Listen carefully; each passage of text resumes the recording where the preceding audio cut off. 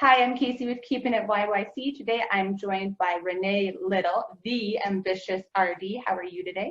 Great, thank you. How are you? I'm very good, thank you. I will jump right into the questions and have you tell us a little bit about your business. Sounds good. Yeah, so I'm a dietitian in Calgary, and I've been a dietitian now for just over 12 years. So it's been quite a while. Yeah, but I've had my private practice or my business locally for the last 3 years. And what I do is it's actually a virtual practice, and I help people who are in the dieting cycle, so who have gone on maybe many diets and restricted food intake and tried to suppress their weight. I help them get out of that cycle to just eat without guilt and to eat as more of a nutrition self-care approach, and to really start to actually take care of their body that they're in instead of always constantly wanting to change their bodies. Yeah. I like that because I know it's for me, I've always struggled with what diet should I be on, or should I be on a diet, or what foods can I not eat or can I eat, and it's overwhelming. Yeah, there's a lot of information out there, a lot of information that's not great either, and that's kind of more fad diet and leads people down the path of not really feeling good with what they're eating physically, but still trying to maintain this diet because it's supposed to make them look a certain way, even though they don't feel good on their diet. Yeah, so I can help them sort that out. Diet to feel good, and then the rest will come. Yeah, diet to feel good, and also to guide their eating based on how they're feeling inside. So their own cues, so hunger cues, fullness cues, how food's making them feel, and then also using it more for self-care instead of that restrictive and manipulative body kind of way. So yeah, very different approach to nutrition.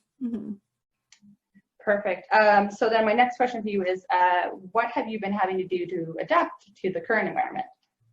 Yeah, so obviously, because my business is online already, I was already doing Zoom calls and already advertising online and using mostly Instagram as the platform where I connect with clients.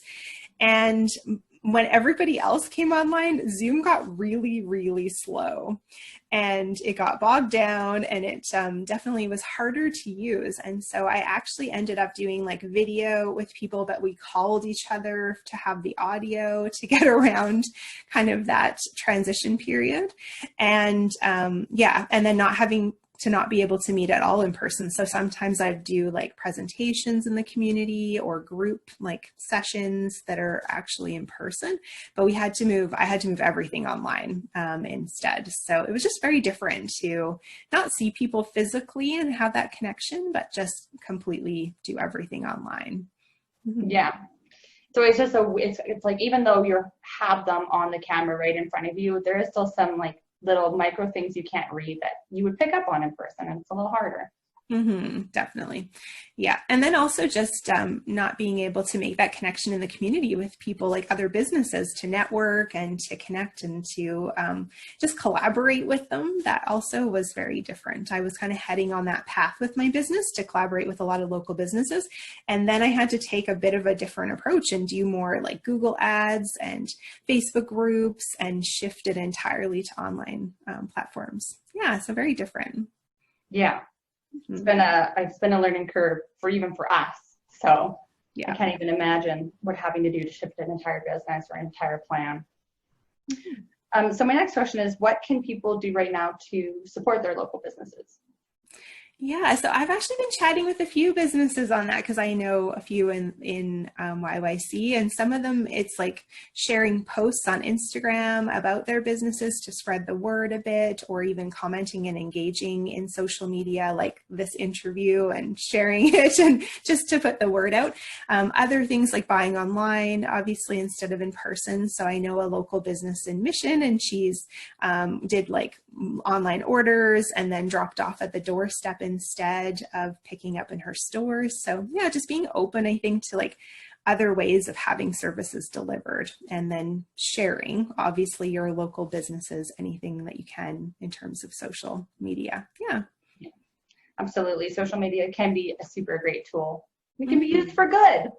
Yeah, it's funny. We were on a hike yesterday in Lake Louise, and my husband and I, and we actually saw someone, Maria, who has a business, fitness business in the South, and she was like, Renee, like, hey. And so I stopped and chatted, and she was like, how did you guys meet? My husband, I was like, on Instagram, actually. We connected on Instagram. We went for a walk, and now we're connected and see each other every so often and support each other's businesses just virtually. So it can be a really powerful tool just to connect with local people and support each other's businesses for sure. Yeah, it's actually, it's nice to see the community and YYC, how supportive they are of even businesses that are maybe a direct competition with them. Right. It's still support. It's nice. Mm-hmm.